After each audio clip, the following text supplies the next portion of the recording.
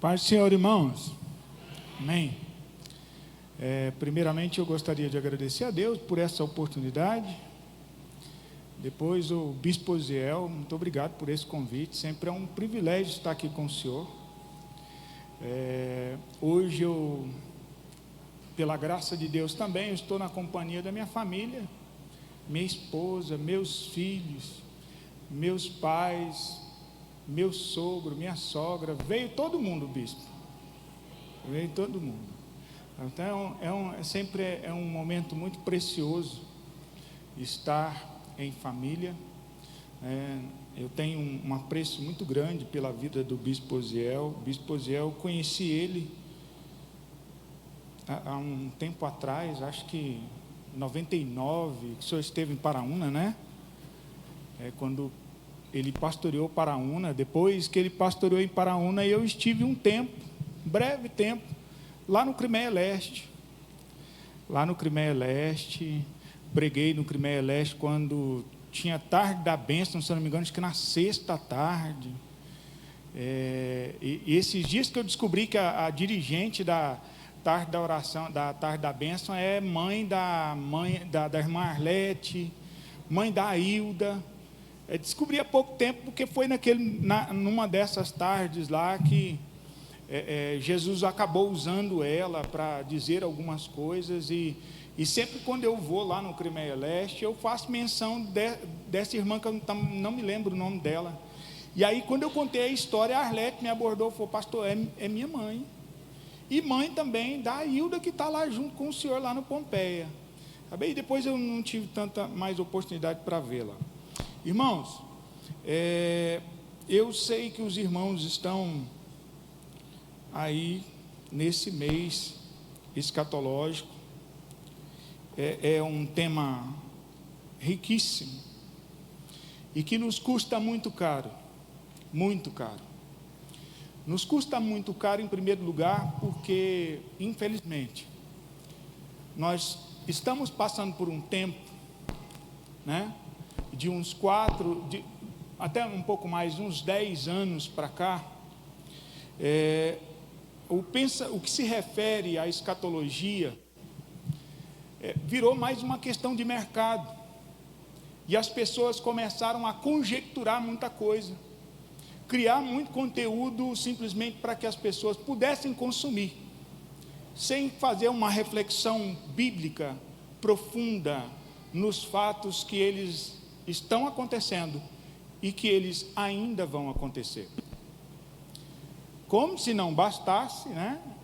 A escatologia é um tema ainda muito caro para nós, embora ele não seja tão novo, mas me assustou bastante o ano passado, quando num grupo de estudos, eu participo de um grupo de estudos na Universidade Católica de Goiás.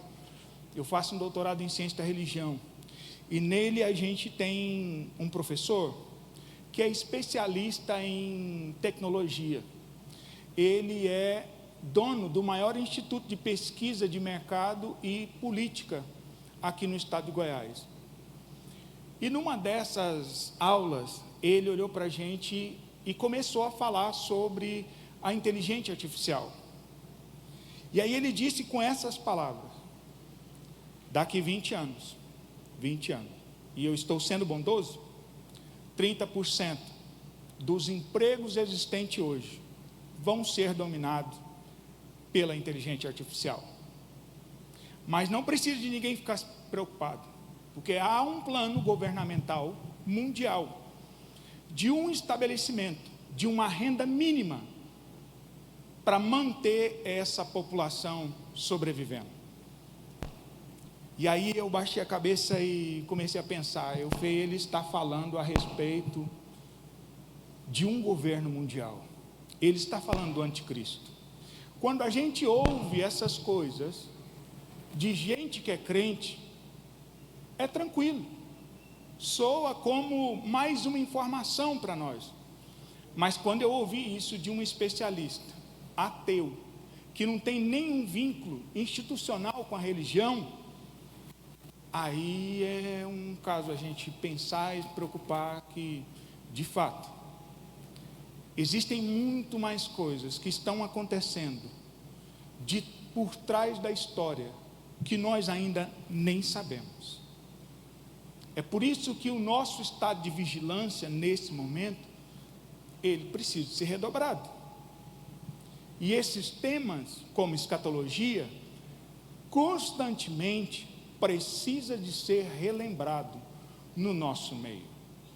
Nós precisamos, bom seria se todo ano tivéssemos um momento tão produtivo como esse, de estudar minuciosamente esses temas tão importantes como a escatologia. Essa noite nós vamos falar sobre a volta de Cristo.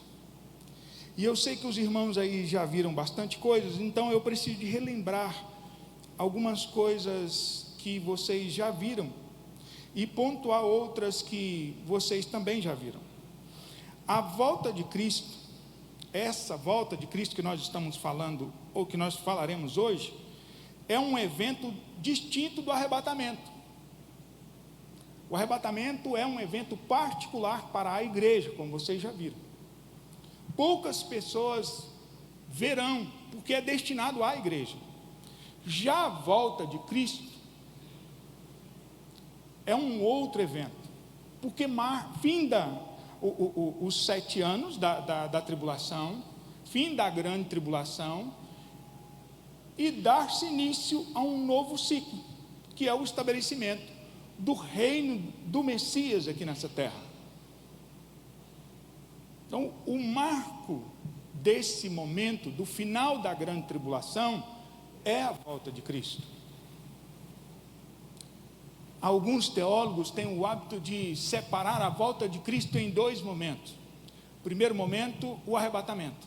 O segundo momento é esse momento glorioso que ele vai voltar com a sua igreja. E todo olho verá, toda a nação verá, todo joelho se dobrará diante desse acontecimento. Aí sim é um acontecimento mundial, que vai ser visto por todos, há uma repercussão mundial. É a volta de Cristo. Mas até que aconteça a volta de Cristo, alguns eventos, eles são necessários que aconteçam. Por exemplo, o governo da besta, que para nós vai acontecer após o arrebatamento da igreja. Só para lembrar, Jesus vem, arrebata a igreja, o anticristo passa a governar durante 7 anos. A maior característica do anticristo, para mim, sou eu falando, para mim, é o que está escrito em Daniel capítulo 9, versículo 27. Ele vai firmar um compromisso de paz com a nação, com o Oriente Médio. Essa é a maior característica do anticristo. E os irmãos precisam de concordar comigo essa noite, que o homem que colocar paz no Oriente Médio, é um homem que merece toda a atenção. Aliás, o homem que colocar paz no Oriente Médio, ele merece não só a atenção, mas merece ser o governante de todo mundo. Irmão, estou falando de colocar paz no Oriente Médio, coisa que ninguém colocou em séculos. Em séculos. Aí de repente aparece alguém e coloca paz no Oriente Médio, coisa que tem gente que há mais de 1000 anos está tentando fazer e até hoje não se consegue colocar paz numa região tão conturbada que é o Oriente Médio. É exatamente por isso que quando o anticristo aparecer, ele não vai ter resistência nenhuma em governar o mundo. Porque diante de um homem, do homem que colocar paz no Oriente Médio, nenhuma nação vai ter coragem de se levantar contra esse homem. Pois bem, meus irmãos, essa mesma característica de colocar paz sobre o Oriente Médio, ele também tem a característica de romper com essa paz. E ele fará isso no meio dos 7 anos, como vocês já estudaram. E aí, no meio desses 7 anos, do meio para o final, é denominado de grande tribulação. É o período que ele vai perseguir Israel e os seus aliados. Pastor, mas isso não tem tanto interesse para o Brasil, não. Pode não ter interesse hoje, mas há uns anos atrás, Estados Unidos, Canadá, Brasil e Inglaterra formavam uma aliança de apoio a Israel. Nós éramos aliados diretos de Israel. Hoje, né, o governo, nós, a população, podemos até ser, mas o nosso governo é outros papos e não cabe nesse momento a gente discutir essa relação. Então há sim uma importância enorme para o Brasil nesse momento da perseguição de Israel, da grande tribulação. Pastor, eu não vou ficar para a grande tribulação. Amém, irmão? Eu também não faço plano nenhum de ficar aqui. Mas se porventura alguém fizer plano de querer ficar aqui, absorva bastante essas informações.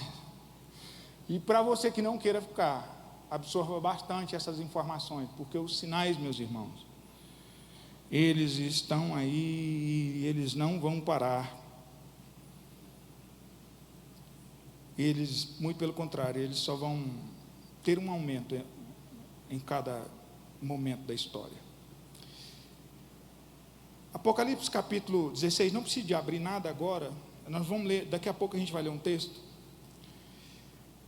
Como eu disse para os irmãos, os últimos anos desse governo do anticristo, Apocalipse 17 e 18, descreve esse momento como um momento crítico, de um verdadeiro caos. O autor usa a simbologia da queda da Babilônia para demonstrar a grande crise econômica e para sinalizar a queda da resistência humana ao governo de Deus que está por vir depois da volta de Cristo, com o estabelecimento do reino milenial de Cristo.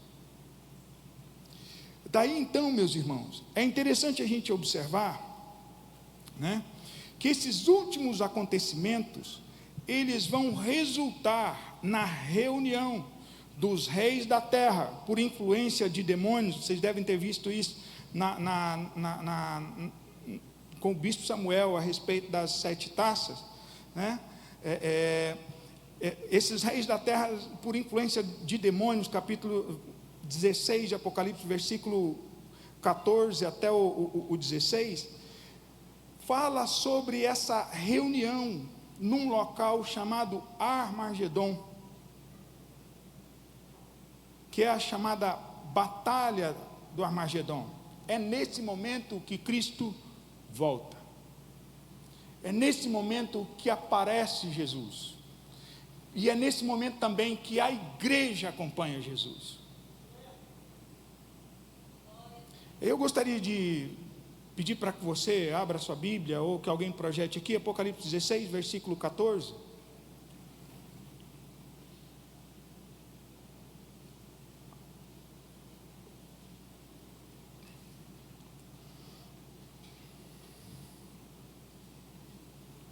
Apocalipse 16, capítulo 16, versículo 14.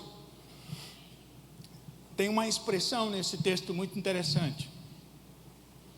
A expressão nesse texto é o seguinte: os irmãos me acompanham aqui. São espíritos de demônios que realizam sinais. Pode passar. Eles vão aos reis de todo o mundo, a fim de reuni-los para a batalha essa é a expressão, para a batalha do grande dia do Deus Todo-Poderoso. Essa expressão, não, volta. É exatamente essa expressão que eu quero me ater com os irmãos essa noite. Para a batalha do grande dia do Deus Poderoso. Que grande dia é esse que João está falando?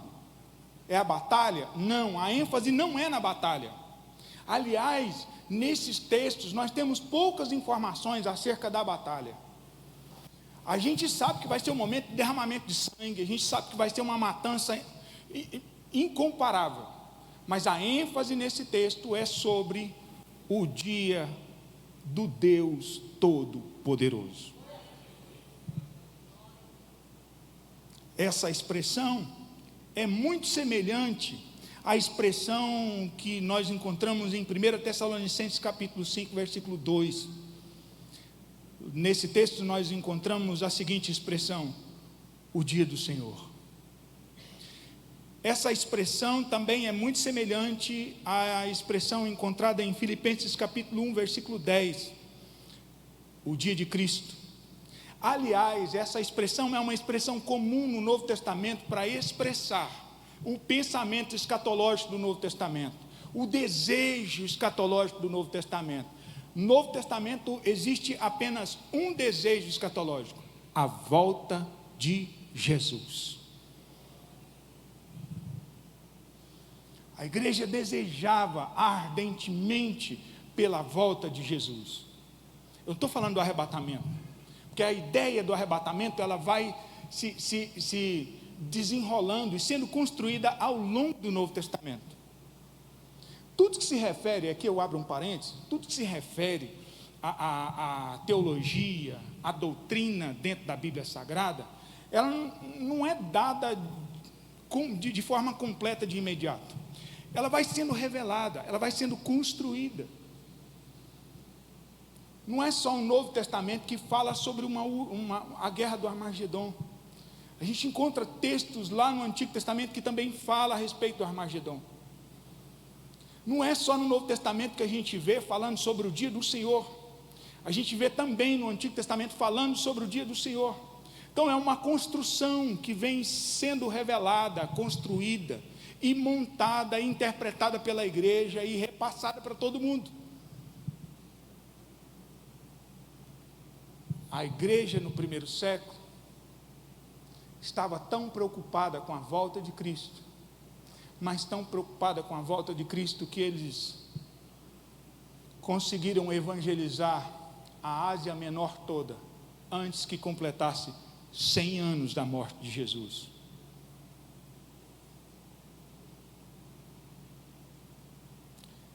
Desde as primeiras investidas do protestantismo aqui no Brasil, isso por volta de 1700 e alguma coisa, em Olinda, depois com uma comunidade francesa no Rio de Janeiro, posteriormente lá no Rio Grande do Sul com os luteranos, até hoje nós não conseguimos evangelizar todo o território brasileiro.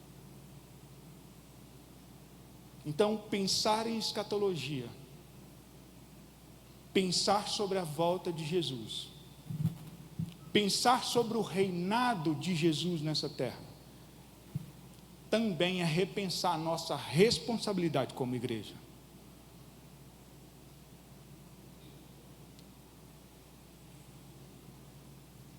Seguindo o texto, as ideias que a gente constrói dentro do texto, é ainda importante a gente observar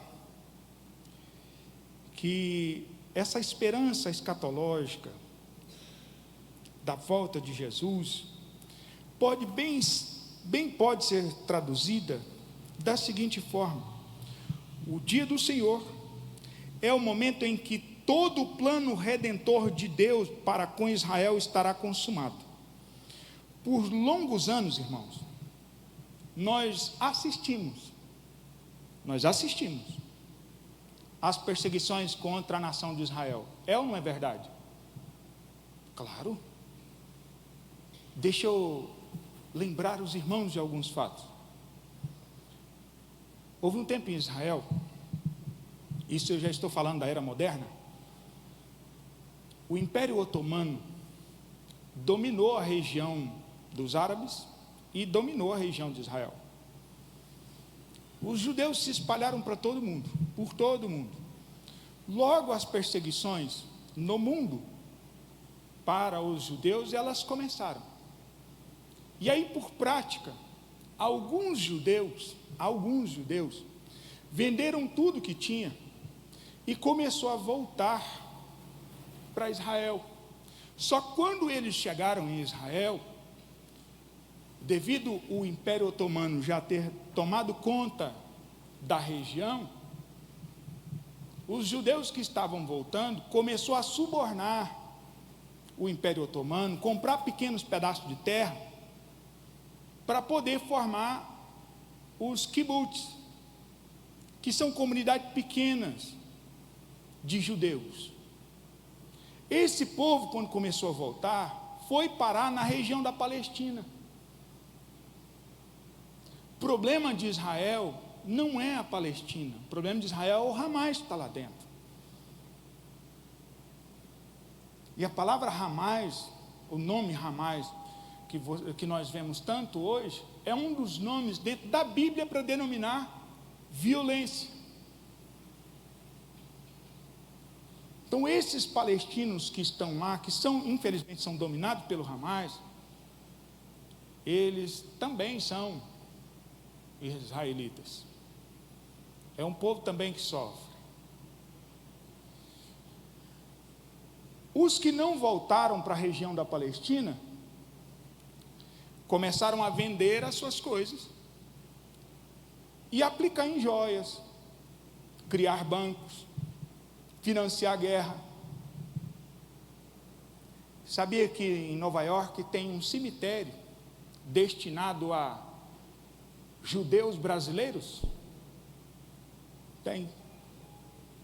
Esses judeus brasileiros ajudaram a fundar o bairro de Manhattan, a região de Manhattan. 1/3 da economia mundial estão nas mãos dos bancos. Você sabe quem são os maiores banqueiros? Antes de fundar o Estado de Israel, em 1947, houve uma reunião na Suíça e estabeleceu-se o Pacto Sionista, que é o restabelecimento de Israel. Uma das regiões em que foi cogitado a plantação do Estado de Israel é a região da Patagônia, aqui.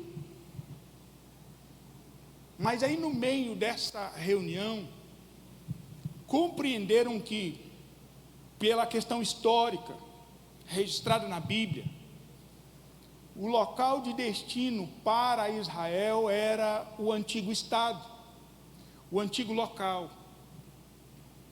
Então eles voltaram e tiveram o reconhecimento da ONU, e os irmãos conhecem a história, com a assinatura de Oswaldo Aranha, um brasileiro. O Estado de Israel foi reconhecido e restabelecido. Agora você imagina comigo, você está acompanhando aí esse momento todo, você tem noção da proporção do Estado de Israel, do tamanho do Estado de Israel, se comparado com o universo árabe? Estou falando de uma pequena parcela de terra, que por mais que o mundo árabe tenta acabar com Israel, Israel não acaba, irmão. Israel não morre. Nem Samaria, vocês lembram da cidade de Samaria?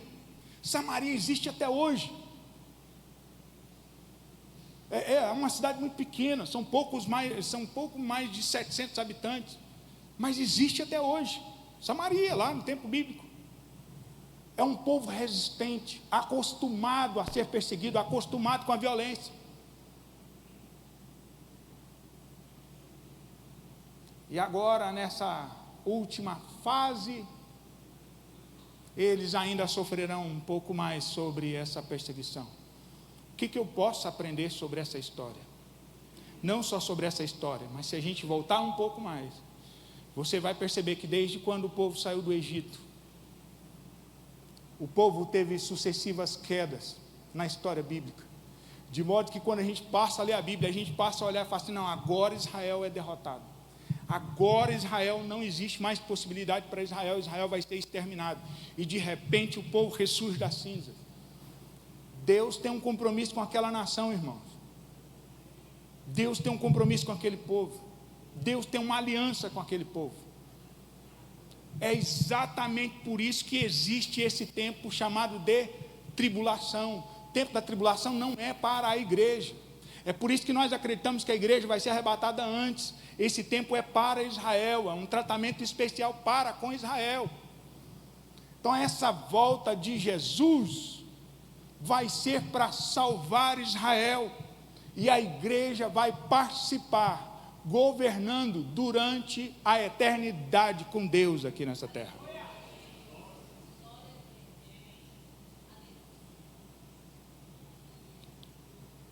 É por isso que a gente pode chegar a essa conclusão que a volta de Jesus, ela finda esse ciclo redentor para com Israel. Agora, depois dessa volta, não precisa mais de preservar a nação de Israel, ela já está preservada. Porque agora eles viverão 1000 anos sobre o governo do verdadeiro Messias.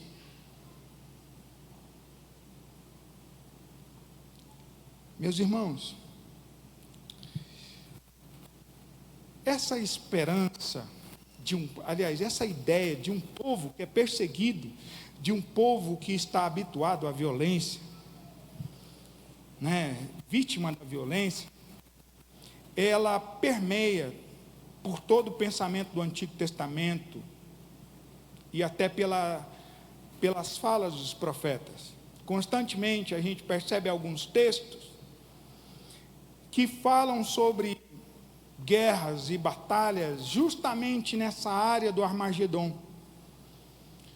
O livro de Salmos, capítulo 2, do versículo 2 ao 3, Isaías, capítulo 5, do versículo 26 ao 30, Jeremias, capítulo 5, versículo 1 até o 6, Ezequiel 38, e por aí vai, a gente encontra outros textos que fazem claramente ideia de que haverá uma batalha que Israel vai passar por ela. E é justamente essa batalha do Armagedon. Por que é necessário situar os irmãos nesse acontecimento? Projeta aí para mim de novo, Apocalipse capítulo 16, agora o versículo 15. Depois da expressão que nós encontramos, o dia do Deus Todo-Poderoso, nós encontramos uma outra expressão, que está no início desse texto. Eis que venho como um ladrão. Bem-aventurado aquele que permanece vigilante, segue o texto aí, e conserva as suas vestes para que não ande e não veja a sua vergonha. Essa expressão, eis que venho como ladrão, também é uma expressão semelhante à que nós encontramos em Mateus capítulo 24, versículo 42. João, propositalmente, faz uso dessa expressão para advertir a igreja que por trás desses acontecimentos históricos existe uma última realidade. Que realidade é essa? A volta de Jesus. O uso dessa expressão é para proporcionar à igreja a perspectiva correta da volta de Jesus, já que nós encontramos essa mesma expressão em alguns textos do Novo Testamento. O texto ainda segue dizendo, o texto de Apocalipse que nós acabamos de ler, guarda as suas vestes para não andar nu e não seja envergonhado. Ou seja, o que o autor está querendo dizer com esse versículo 15? Na realidade, aí já é pensamento meu pensamento, é minha opinião, que esse versículo 15, ele é como se fosse uma pausa colocada pelo autor do texto, para dizer assim para a igreja: o cenário vai ser horrível? Vai ter uma grande batalha? Vai sim. É por isso que a gente precisa de estar num estado de vigilância, porque o nosso Deus vai voltar como ladrão da noite, ninguém espera. Essa pausa, ele está falando do arrebatamento, não é da segunda volta. Essa aqui não, essa aqui é do arrebatamento, sim. Ele está alertando a igreja. João faz isso. Ele fala em primeiro momento do Armagedon, dessa volta de Jesus, que é essa volta física de Jesus, e depois ele alerta, ele muda o texto, ele muda a linguagem do texto.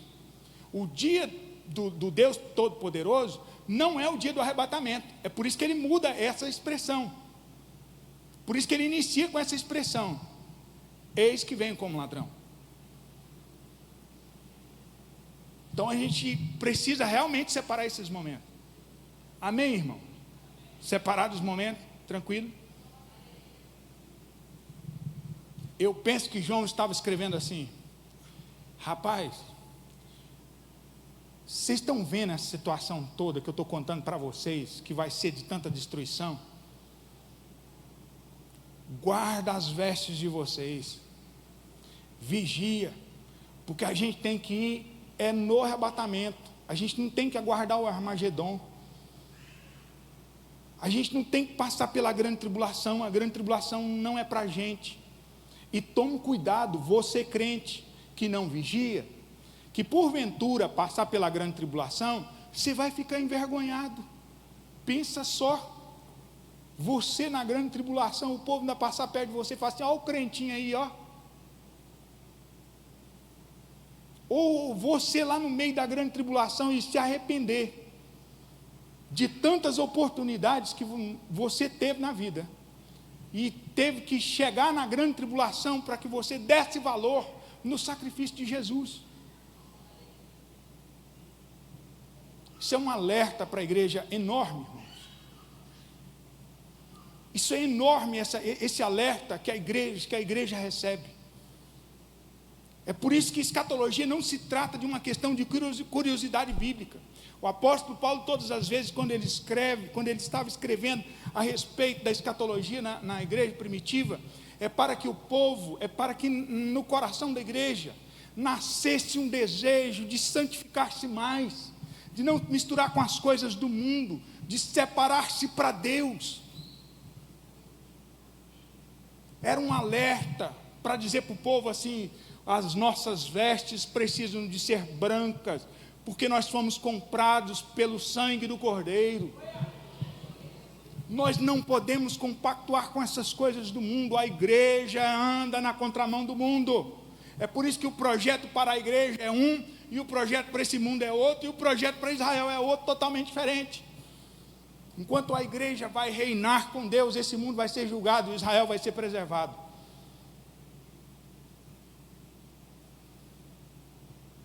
Quando a gente olha por essas questões da escatologia, o nosso coração deveria tremer diante de Deus e provocar em nós um arrependimento profundo dos nossos pecados, porque de fato, irmãos, nós precisamos de aguardar mesmo o arrebatamento. Nós precisamos de estar preparados mesmo para o arrebatamento da igreja. Eu estou preocupado com o cenário da religião, nem da religião, bispo, do cristianismo no Brasil. Nós estamos vivendo um período de um crescimento enorme do pentecostalismo no Brasil, claro, sobretudo na região norte. Essa última pesquisa que teve um crescimento enorme lá. Mas esse crescimento não é um crescimento verdadeiro, é um crescimento mensurado em abertura de igreja. Que hoje qualquer um abre igreja. Qualquer um.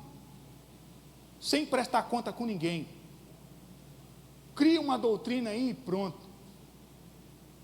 E o povo acredita. Semana passada marcaram a volta de Jesus por meio da semana. Vocês viram isso? Teve gente que vendeu as coisas. Teve gente que pediu demissão do emprego, porque Jesus ia voltar, acho que de quarta para quinta, ou de quinta para sexta, um negócio assim. Marcaram a volta de Jesus essa semana, em pleno século 21, e as pessoas ainda são enganadas por essas coisas. Aí, como se não bastasse, deixa eu te dar alguns dados relacionados ao cristianismo no Brasil. E por que da preocupação? Nós vivemos um cristianismo no Brasil bem mais, não vou usar, bem mais descristianizado, vamos dizer assim, bem mais mundano. Eu nem estou falando de usos e costumes, estou falando de ideologia, estou falando de valores, estou falando de ética, estou falando de moral. Não há uma diferença entre os crentes e os não crentes. Talvez seja por isso que o Espírito Santo tenha acordado o coração dessa igreja para estudar sobre escatologia, para mostrar para nós que nós somos um povo diferente e que essas coisas dessa terra não podem nos encantar.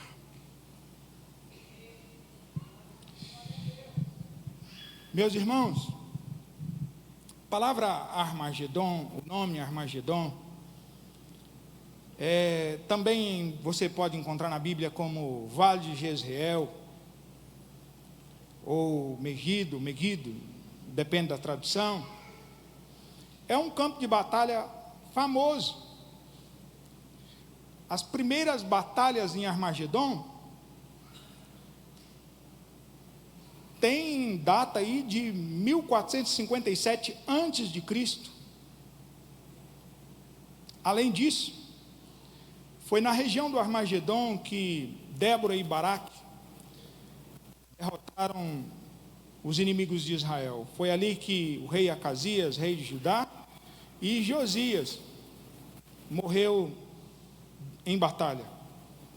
Foi nesse lugar também que Gideão derrotou os midianitas e os amalequitas. Foi nesse lugar onde Saul e Jonatas foram mortos na batalha conhecida como Batalha de Gilboa. Na era moderna, em 1260 depois de Cristo, foi nesse local onde aconteceu a Batalha das Cruzadas. Em 1799, foi nesse local que Napoleão Bonaparte derrotou o Império Otomano e, aliás, nas proximidades do Monte Tabor. Na Primeira Guerra Mundial, em 1918, a Inglaterra derrotou o Império Otomano, tirou o domínio do Império Otomano da Palestina e conquistou a Palestina e fez a Palestina um dos seus locais de colonização. Armagedon é um lugar marcado por sangue. Esse lugar é um lugar onde também é denominado como um dos altos juízos de Deus. Quando Deus olha para Oséias, profeta Oséias, e manda que Oséias tenha filhos com a sua esposa, um dos filhos de Oséias é chamado de Jezreel. Oséias tem vergonha desse filho, Jezreel, porque o local é marcado por esse derramamento de sangue. É um local marcado por violência. Então, João faz uso desse local para mostrar para o povo que a batalha do Armagedon é a batalha que marca a volta de Cristo. Mas também é a batalha que marca o fim que marca a derrota da besta e dos seus aliados. Mas também é o local onde Deus vai derramar o seu completo juízo sobre essas nações que acabaram perseguindo e oferecendo resistência ao seu plano divino aqui na terra. Armagedon é um local profético, violento, mas um local de juízo de Deus. Talvez o autor utilize esse termo para mensurar a grande violência desse momento. Em Apocalipse capítulo 16, versículo 16, a gente percebe que esse local do Armagedon é o local escolhido do cumprimento dessa profecia, dessa batalha, mas também da volta de Cristo. Armagedon no Apocalipse não se refere apenas a uma questão histórica de batalha, mas se refere como o juízo final de Deus sobre as nações que se reunirão para lutar contra ele na segunda vinda de Jesus. Aqui eu gostaria de abrir um parênteses, porque talvez você esteja pensando, mas e a batalha de Gog e Magog?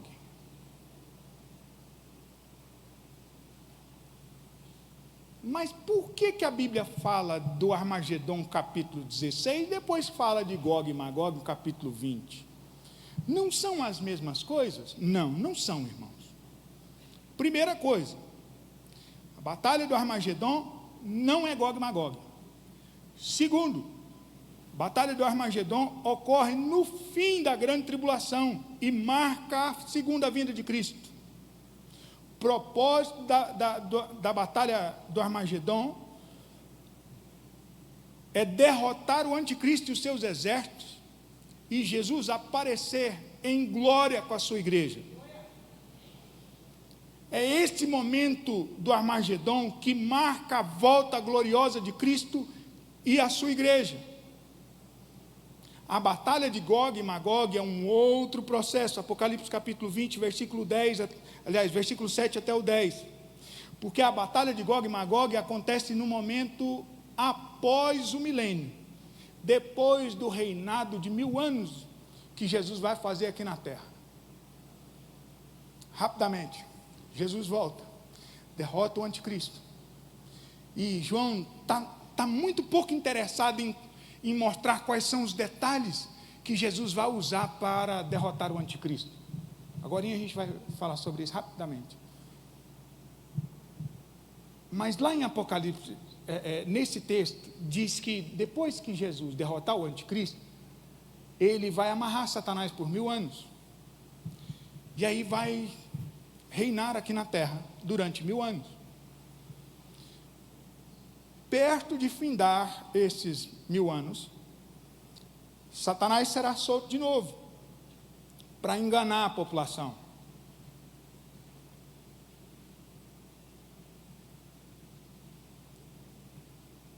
E ele vai conseguir. Esse engano que Satanás vai fazer com a população é chamado de uma última, é como se fosse uma última revolta da humanidade.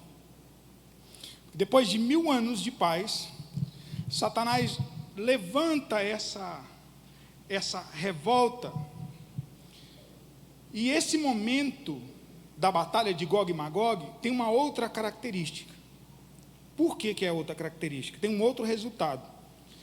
Quando for acontecer Gog e Magog, olha o que vai acontecer.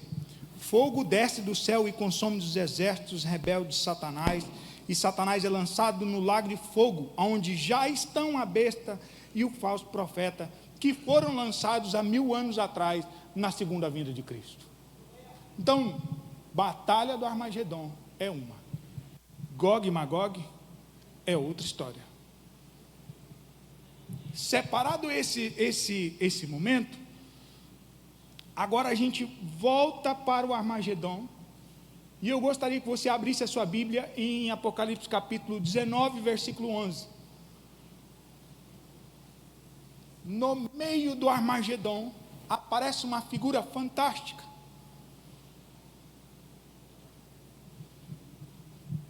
E aí João marca esse momento dizendo: então vi os céus abertos diante de mim, e havia um cavalo branco,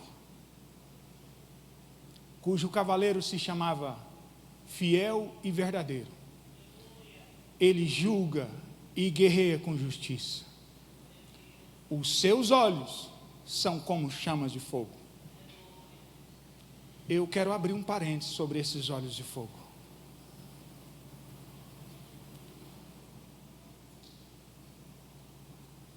Por muitos anos essa expressão chamou minha atenção. seus olhos são como chamas de fogo. E eu fui estudar sobre o que significava os olhos dele ser como chamas de fogo. A gente até cantava uma música antiga, né? E nos seus olhos há fogo. A gente vai percebendo que a idade chega mesmo, né? Porque eu lembrar de um negócio desse.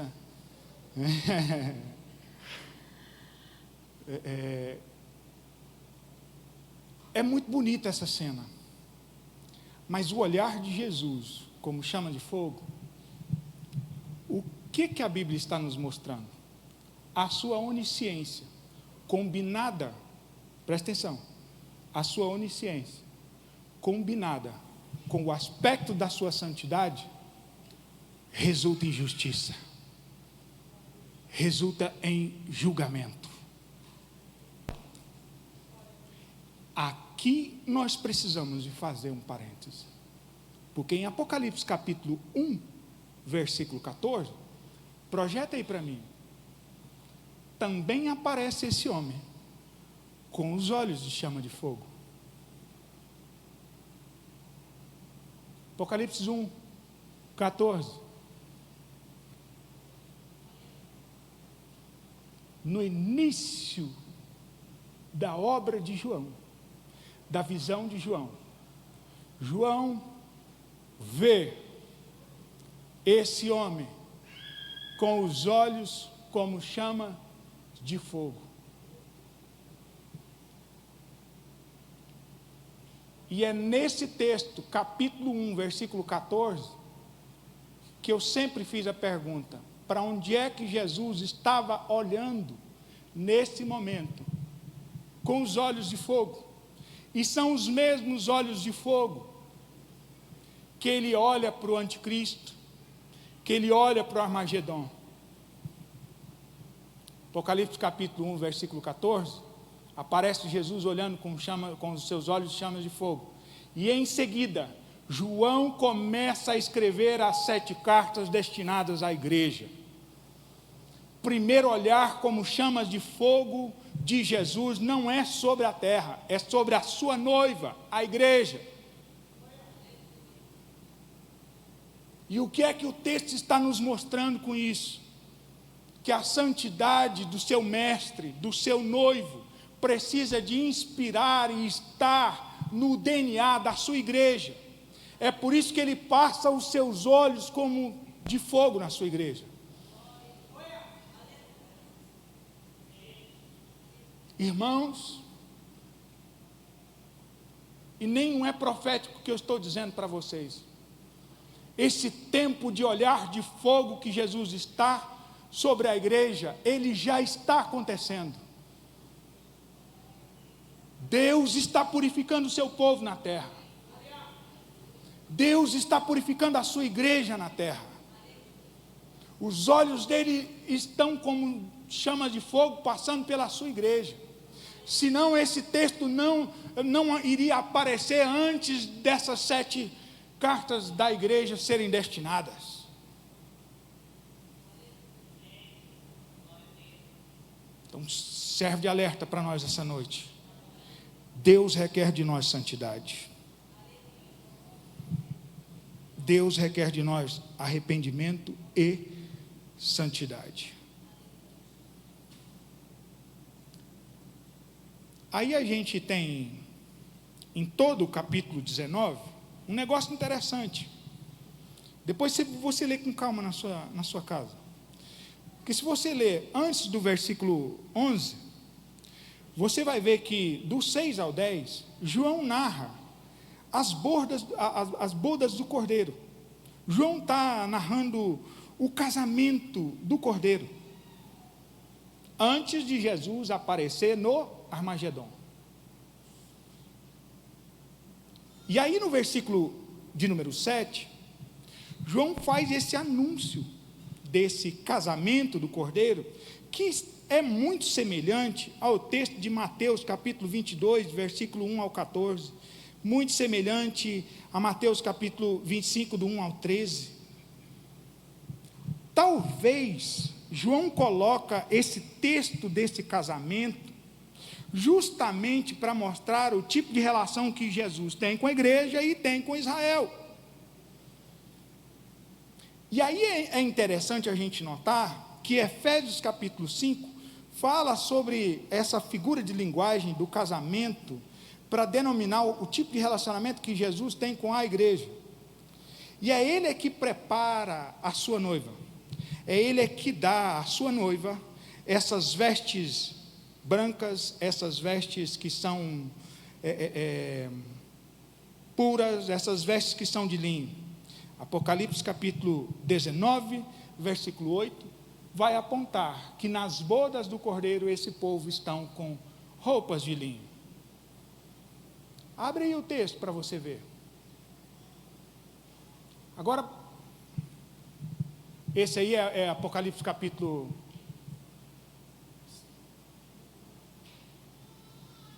Isso, ora, o linho fino são os atos de justiça dos santos. Apocalipse 19, versículo 8.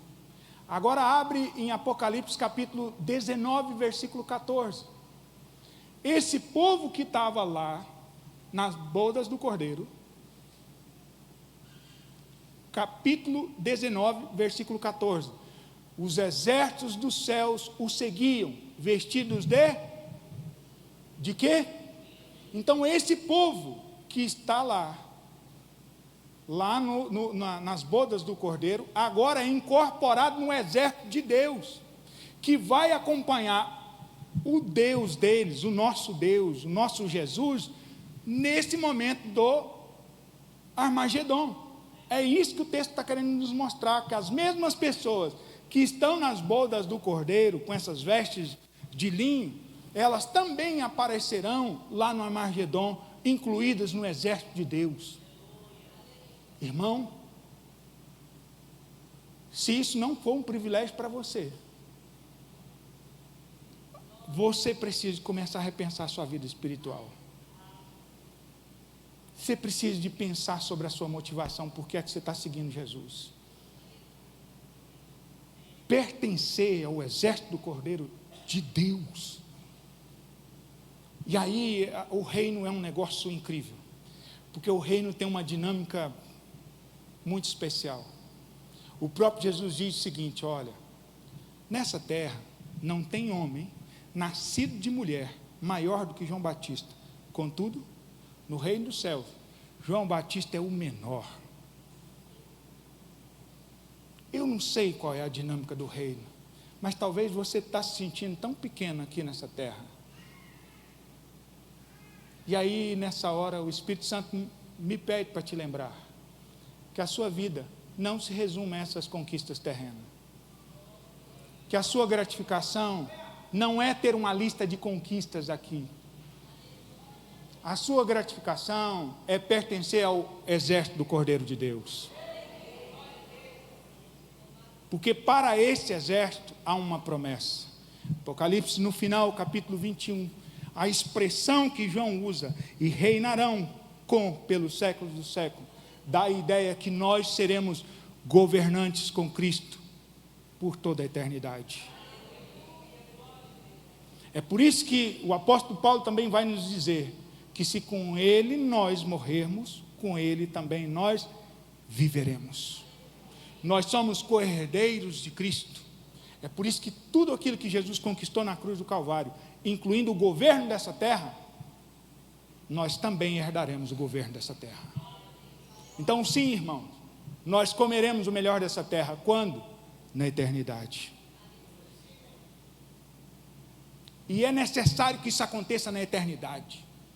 É necessário que nós tenhamos os nossos corpos transformados. Vocês devem ter visto isso na pregação sobre o arrebatamento. Apocalipse capítulo 21 não fala de um novo céu e uma nova terra? Pensa um novo céu e uma nova terra com essa mesma humanidade. Vai dar o mesmo problema que deu, irmão. Novo céu, nova terra exige uma nova humanidade. Por isso que os nossos corpos serão transformados. Por isso que nós seremos incorporados ao exército de Cristo.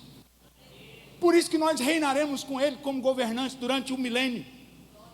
o que está sendo preparado para a igreja.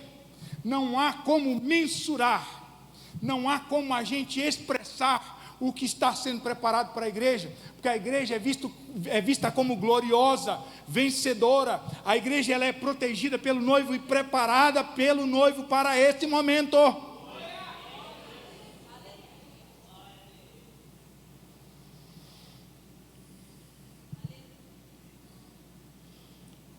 Seguindo o texto, irmãos, estou quase encerrando. O texto vai dizer aí que o nome dele é fiel, o nome dele é verdadeiro, ele julga e peleja com justiça.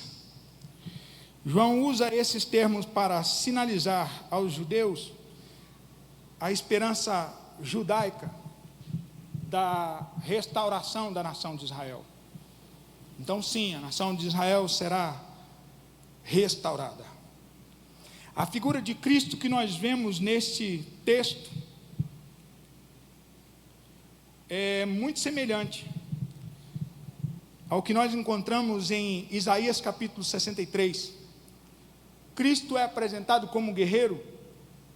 Cristo é apresentado como aquele que derrotará os seus inimigos. De que forma? Versículo 15 do capítulo 19. Por meio da sua palavra. João explica como é que os inimigos serão derrotados. Por meio da sua palavra.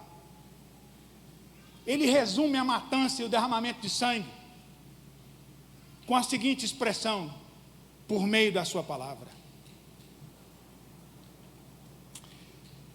No texto de Apocalipse, nós encontramos Jesus como guerreiro, vencedor, soberano, justo e fiel. E aí, de forma resumida, versículo 21,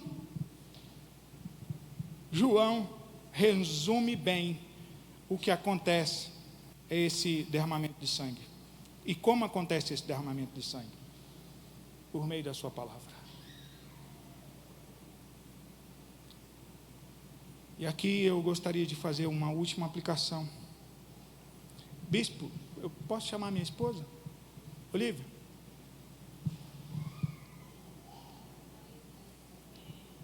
Irmão,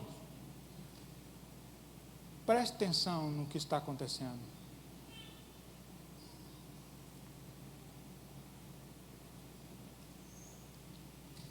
O nosso Jesus aparece agora.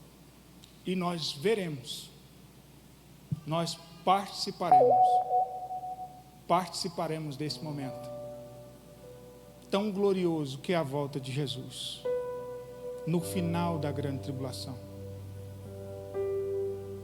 No final da grande tribulação é o Cristo que vence. Deixa eu te falar um negócio. Embora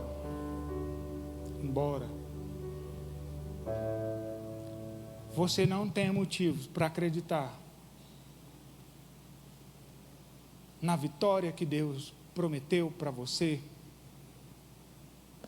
nessa terra, nessa vida, eu preciso te alertar que o conceito de vida de Deus não é o nosso. Vida para Deus é eternidade.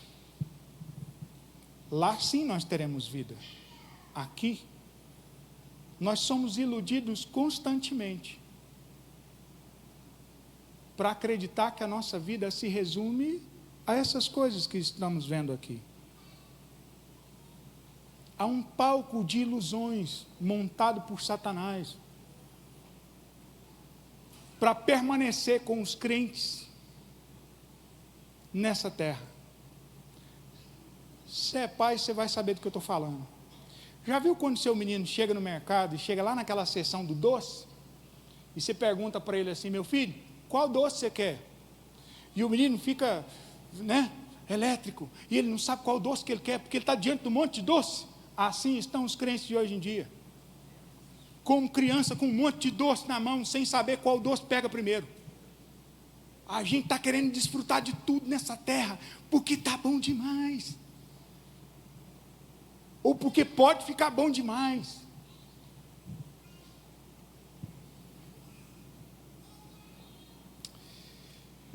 Primeiros Coríntios capítulo 15, versículo 19, o apóstolo Paulo faz uma coisa incrível, faz uma fala incrível. Se a nossa esperança em Cristo se limita apenas a essa vida, nós somos os mais infelizes de todos os homens. Se nós não pensarmos na eternidade, nós somos os mais miseráveis dos homens. Se pensarmos na nossa vida, só agora, nós somos os mais miseráveis. Cresci na igreja, irmão. Desde pequeno eu escuto como é que vai ser lá no céu. As ruas de ouro. Os animais, a gente poderia até montar num leão, se fosse possível. Brincar com Jesus. Cresci escutando essas histórias. Aliás, eu cresci com muito medo da virada do ano de 99 para o ano 2000, porque a gente acreditava que com o bug do milênio, Jesus ia voltar. Se a gente passar uma peneira na igreja, poucas pessoas ainda vão estar com o coração aceso sobre a volta de Jesus e sobre a eternidade. A gente sobrevive querendo que, né, e quem não quer, irmão, eu também quero parar de sofrer, né, ser livre de uma doença, mas não espere de Cristo somente nessa terra. Tem um reino te esperando. Eu não sei o que eu vou fazer nesse reino, mas eu espero te encontrar lá, irmãos. Eu não sei em qual local da grande Jerusalém eu vou morar, mas eu te espero te encontrar lá. Nem sei qual é a fileira que eu vou estar quando Jesus voltar nesse momento do Armagedon. Eu desejo estar do seu lado. Eu gostaria que você ficasse de pé e a gente fazer uma oração. Antes da gente fazer essa oração, eu gostaria de lembrar da primeira vez que eu estive aqui pregando. Cadê o Tiago? Ai, ó. Obrigado, Tiago. Primeira vez que eu estive aqui pregando, eu preguei acho que uns 15 ou 20 minutos, não foi, bispo? Por aí, né? E aí a hora que eu vi lá no painel ali de trás assim, ó, meu nome e fim, né? Eu falei, meu Deus do céu, já acabou. E aí acabou, eu tinha para terminar ainda, passei para o bispo Osiel, percebi que o bispo Osiel ficou meio assim, sabe? Gastou mais uns 20 minutos ainda, né, bispo? Aí eu falei para ele, eu falei, bispo, me desculpa, passei do horário. Ele, não passou do horário não. Eu falei, não, mas apareceu lá, o pastor Juan, enfim, ele, não, perdoa a gente. Vou te trazer aqui com mais tempo para poder compensar esse tempo. Irmão, muito obrigado, bispo, por esse momento. Compensou até demais, acho que compensou tanto que acho que faltou mais uns 20 minutos aqui ainda para mim. Aí, mas o problema é meu. Mas, irmão, enfim, pense nesse momento, agora. Eu sei que nós estamos nesse último momento do mês, e vocês já ouviram de tudo sobre a escatologia, mas agora é um momento de reflexão, que talvez seja um momento da gente pedir perdão pelos nossos pecados, pedir para que Deus avive em nós o desejo de viver uma vida santa, separada do pecado. Senão não vai subir ninguém. Senhor, aqui está o seu povo, comprado com o teu sangue, a sua noiva. Nós queremos uma vida além de um domingo. Nós queremos uma espiritualidade além das quatro paredes. Transforma o nosso coração e produz em nós esse desejo de sermos santos. Produz em nós, Senhor, esse desejo de estarmos com o Senhor na eternidade. Deus, que o seu Espírito possa operar em nós o arrependimento e que Ele possa operar em nós essas palavras do apóstolo Paulo. Se a nossa esperança em Cristo se limita apenas a essa vida, nós somos os mais infelizes de todos os homens. Opera em nós, Senhor, porque há coisas grandiosas que o Senhor fará por meio e no meio da sua igreja. Derrame em nós, Senhor, a tua graça e o teu poder. Purifica a sua igreja nessa última hora da igreja na terra. Purifica o nosso coração com esse olhar de chamas de fogo, com esse olhar que purifica a nossa alma. Nós queremos te engrandecer e te agradecer em nome de Jesus. Amém. Não era um sonho, era realidade. João viu a cidade santa para os crentes sendo preparada.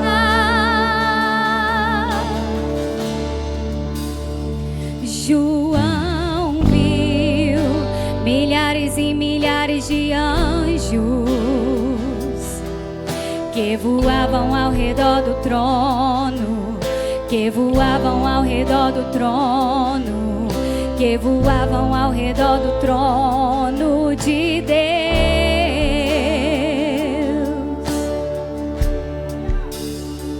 João viu os 7 castiçais de ouro,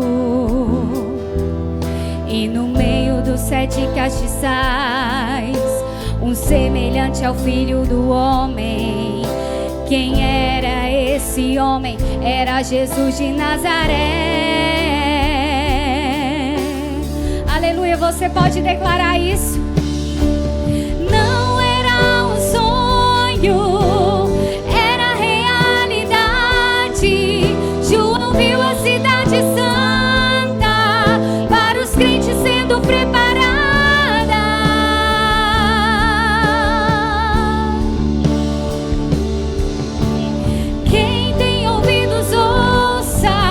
Que o Espírito diz às igrejas: Jesus Cristo está voltando.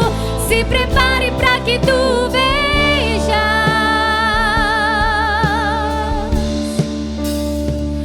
João viu e não mais pôde suportar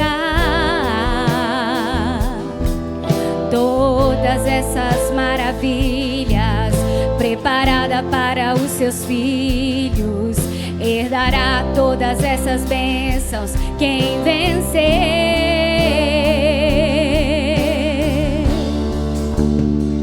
João viu e eu também espero ver o que foi morto e reviveu, e a morte ele venceu. E com isso vida eterna Ele nos concedeu.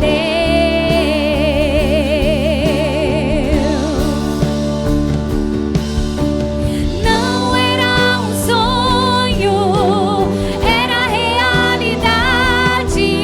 João viu a cidade santa. Canta, igreja. Para os crentes sendo preparados. Adore o Senhor.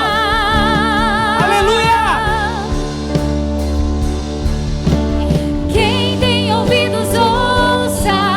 Que o Espírito diz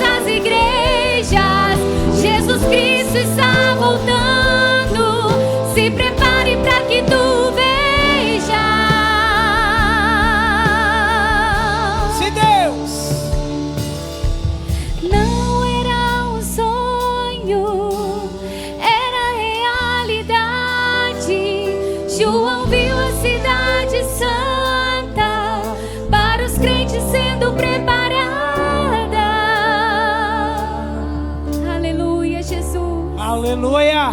Aplaude o Senhor, queridos irmãos. Quem tem ouvidos, ouça o que o Espírito diz às igrejas. Jesus Cristo está voltando. Se prepare para que tu vejas. E lá não haverá mais choro, aleluia. Não haverá mais noite ali. Não haverá nenhum clamor. Verei os olhos de Jesus e tocarei seu corpo, enfim. Aleluia, Jesus. Nós queremos, Senhor Jesus, Sim, estar Deus. neste lugar, Pai. Nós queremos, Senhor Jesus, estar neste lugar que o Senhor tem preparado para nós, Senhor. Senhor, que nós possamos sonhar com o céu e almejar estar contigo, Senhor. Porque este lugar, ele é real e o Senhor virá nos buscar. Aleluia. Amém, glória Aleluia. a Deus. Pode aplaudir de novo. Obrigado, Senhor. Que lindo. Diga para quem está perto de você, que você, olha, você vai reinar comigo no milênio. Você pode assentar, queridos, em nome de Jesus. Quero convidar o irmão Fausto e a irmã Valéria, por gentileza. Também, pastor Juan, cadê a Olívia? Ela desceu? Chama a Olívia para mim, por gentileza. Meus queridos irmãos, que aula de escatologia. Eu tenho certeza que você tem um material vasto aí de pesquisa. Eu convido você a ir lá no canal do YouTube da igreja, IDB Play Oficial. Desde os primeiros dias, desde a pregação do pastor Célio Gomes, pastor Ademilson, nós estivemos também pregando aqui, bispo Samuel, bispo Cristiano, bispo Sérgio Rosa, e agora pastor Juan. Nós tivemos um mês escatológico extraordinário, e nós temos um material maravilhoso de palavras, de ensinamentos bíblicos, que eu acredito que é um tesouro que está à nossa disposição para revermos. Então, compartilhe aí com seus familiares, alertem o máximo de pessoas, para que nós possamos estar preparados para tudo que Deus está trazendo para este mundo. Nós queremos oferecer com carinho aqui para este casal de pastores, trabalho artesanal aqui do nosso Instituto Filantrópico, do IFASE. Desejamos que Deus possa abençoá-los em nome de Jesus. Vamos estar orando, estende suas mãos para cá. Pai amado, nós te damos graça, Pai, pela vida deste casal, que está diante da tua igreja, meu Pai, em Goiânia. Pai, que o Senhor possa prosperá-los cada vez mais à frente daquele rebanho, abençoá-los nos seus estudos, que o Senhor continue usando como canal de bênção, meu Pai amado, e o despertamento da tua igreja. Nós oramos e te agradecemos em nome de Jesus. Obrigado, irmão Fausto, irmã Valéria. Obrigado, meu querido, Deus te abençoe em nome de Jesus. Olívia, Deus abençoe vocês. Meus irmãos, com essa última palavra nós encerramos o mês escatológico. E agora só outubro do ano que vem, para um novo mês escatológico. E vocês não sabem que eu já estou preparando o mês escatológico de outubro do ano que vem. E eu fico feliz de trazer pessoas, pastores, bem capacitados, bem gabaritados, para poder trazer para nós esses alertas e conhecimentos.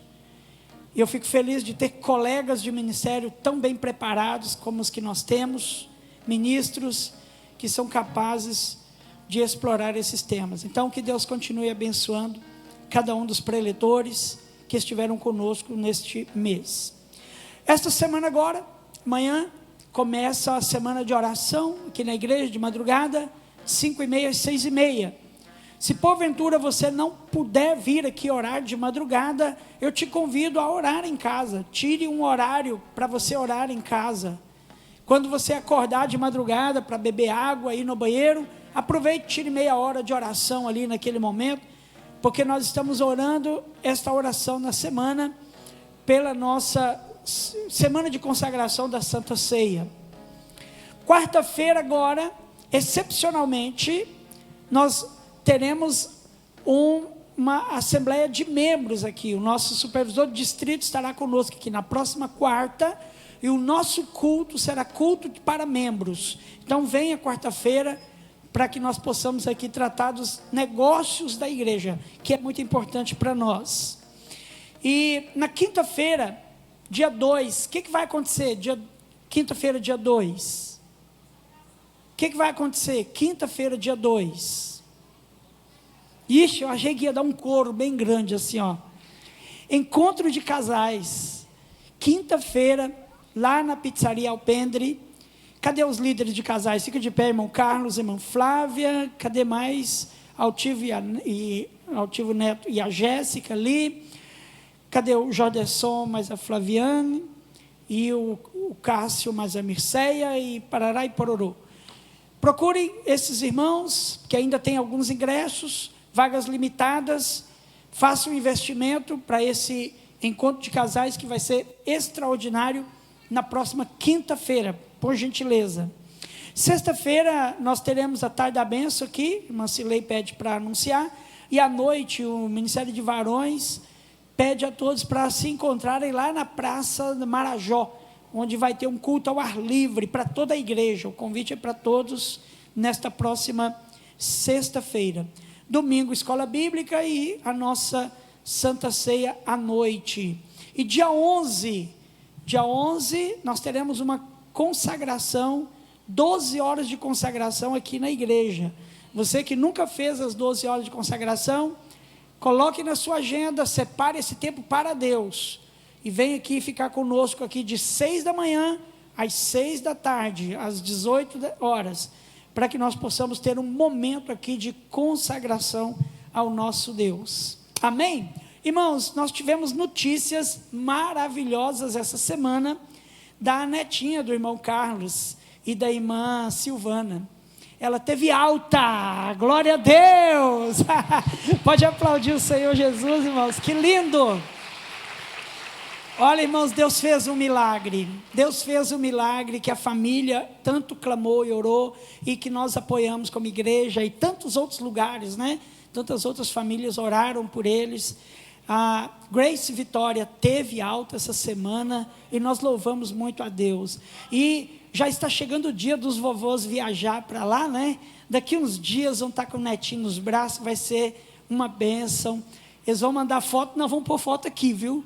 Nós vamos pôr foto de vocês com o netinho no braço lá no Data Show. Amém, queridos? Muito bem, vamos ficar de pé, agradecer ao Senhor por esse culto abençoado. Quero agradecer mais uma vez pastor Juan e pastor Olívia e todos os seus familiares, o pai e a mãe de um e de outro que vieram, né? Que Deus abençoe vocês em nome de Jesus. Próximo agora? Ok, uma Graça, líder de missões, pede para avisar que no próximo fim de semana nós teremos um bazar missionário aqui de sexta e sábado, aqui no Instituto Filantrópico da igreja. Obrigado pelos familiares, que Deus abençoe vocês, em nome de Jesus. E eu desejo que você tenha uma semana de bênção, uma semana de vitória. E que o Senhor Jesus Cristo abençoe sua vida, abra portas. E que esta palavra que foi pregada hoje, e as palavras que foram pregadas aqui durante esses dias, possam ecoar forte no seu coração e te fortalecer em nome de Jesus.